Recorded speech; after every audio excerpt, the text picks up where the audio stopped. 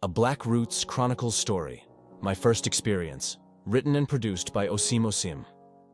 Could this be fate or luck? I stood speechless in front of her door, dripping wet, witnessing a sight I'd never beheld before.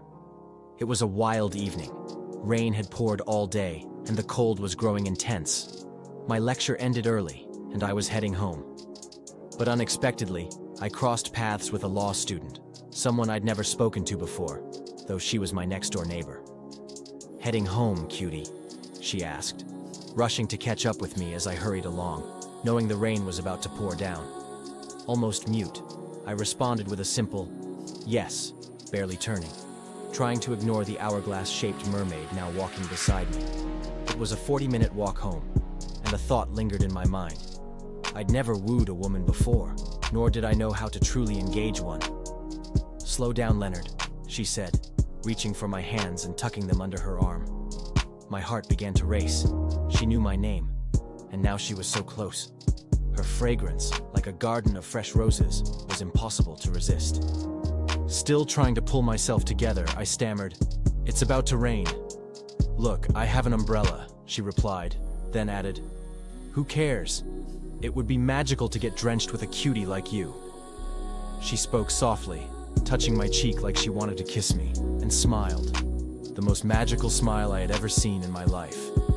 Drowned in this feeling, my pace began to slow. She whispered, "You're always indoors, barely joining any lodge activities." She smiled. 3 months as neighbors and not a word? Come on, Leonard. What's your excuse? She ran her hand gently across my neck, brushing over my chest. I felt an instant response, a growing tension in my pants.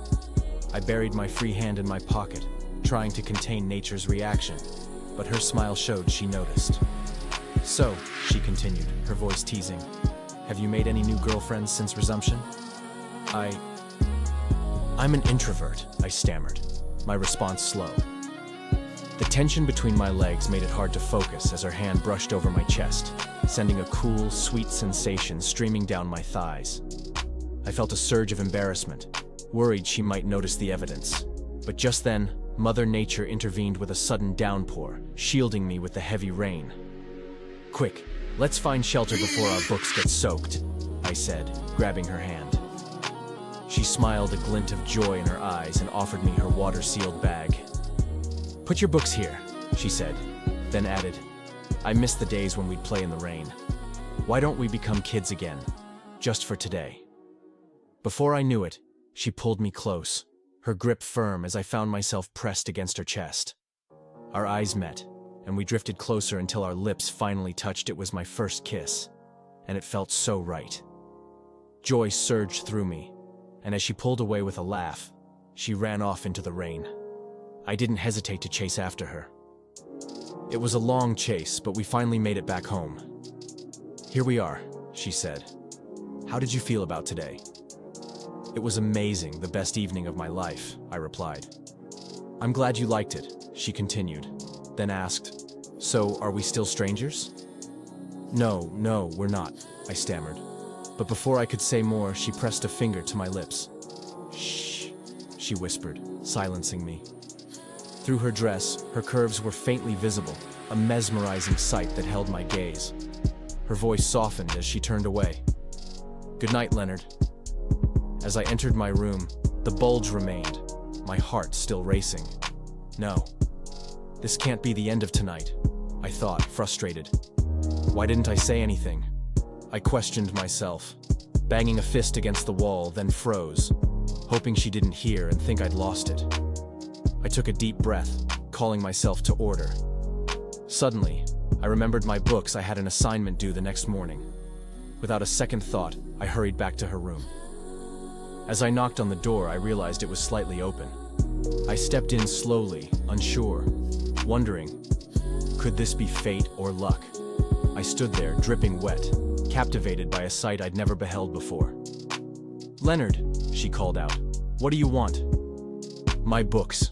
I came for my books," I stammered, feeling the tension in my voice. She pointed to the bag beside me. "They're right there. You can take them." But as I turned to leave, something held me back. I didn't want to make the same mistake again. I called her name softly. Cecilia.